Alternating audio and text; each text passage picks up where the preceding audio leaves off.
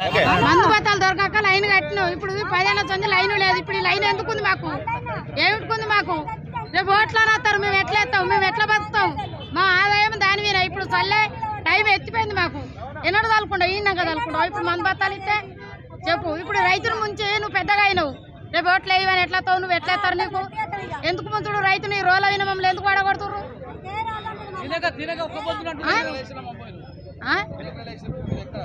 3 ఎకరాలు వేసినావు. 3 ఎకరాలు అయితే అడుగు మంది బత్తాలకి ఇదే కోస, ఊరియా బత్తాలకి ఇదే కోస. ఇట్లా ఎందుకు వచ్చండి? ఇట్లా ఎందుకు చేస్తుండే రైతులను? ఎవరికి ఇస్తుండే అవి మంది బత్తాలు? ఎక్కడ ఇస్తుండే అవి మంది బత్తాలు? ఏ ఊరికి ఇస్తుండు?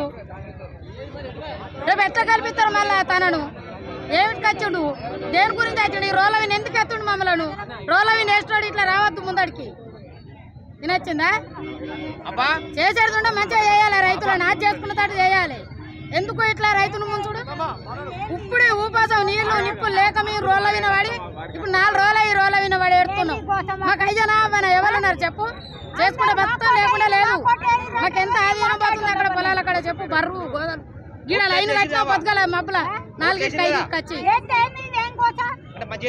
6 ఎకరాలకు ఒక్క బతిస్తే ఏం మొదలవుతుంది?